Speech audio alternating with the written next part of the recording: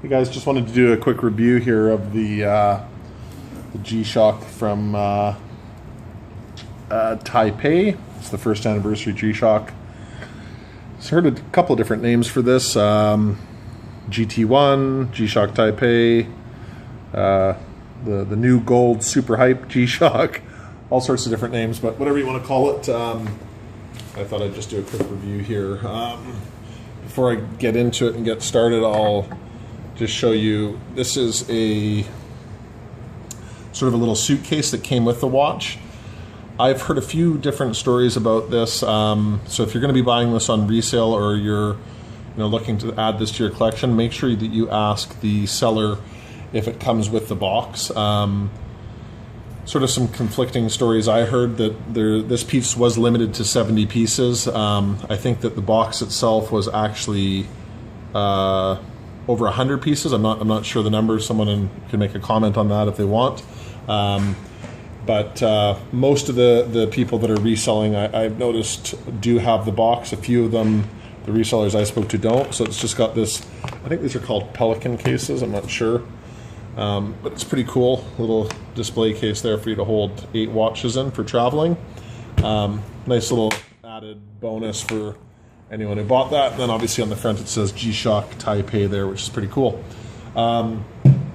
The box itself, I'll show you here, is also pretty cool. You've got on the front there, the limited 2014 G-Shock since 1983 Taiwan, and then G-Shock Taipei first anniversary GT1.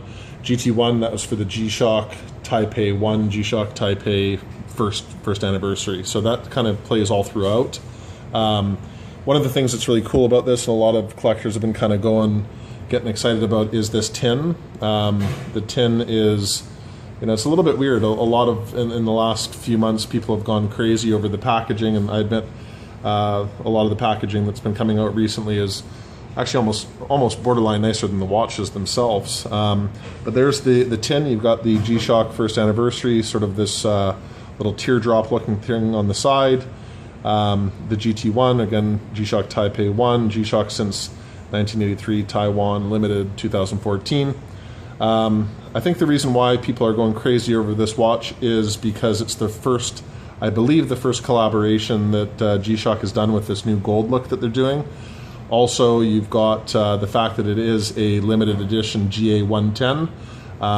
It's sort of reminiscent to whether you want to Enfront, the Faces and Laces, the Enfront, D. Ricky, the Evangelion.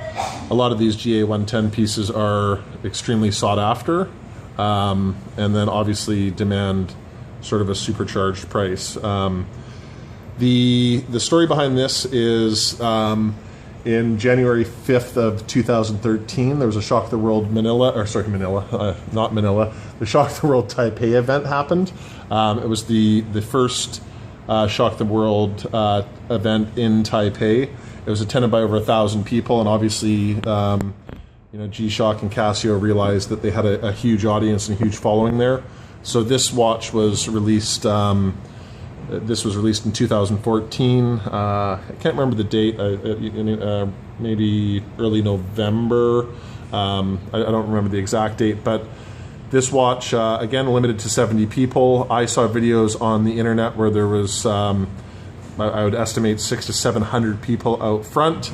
I know for a fact that there was a little bit of a struggle with some of the resellers actually at the event, and unfortunately this became a watch that was almost overpriced from the second that it was released, because some of the resellers from different parts of from different countries kind of went in there and sort of took over this. I know a few resellers ended up with 8 or 9 pieces, a few of them ended up with 10, and they paid high prices, which then made the watch almost unaffordable for a lot of collectors.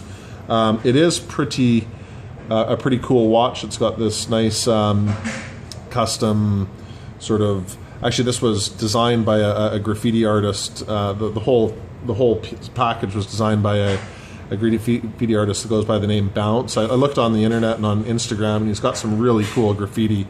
Definitely worth checking out. So you got the scrap there, that sort of blackish gold speckle. or black speckle on the gold strap. On the back, it is a custom back plate, which is pretty cool.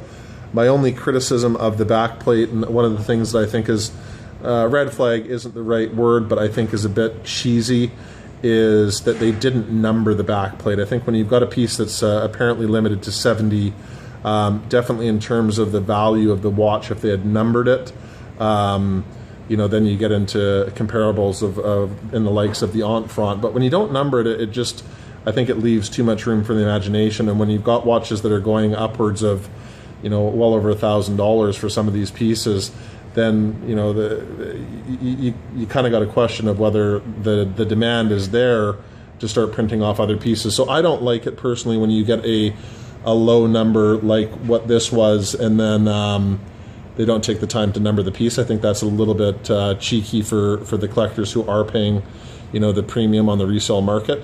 But all in all, guys, a really cool package.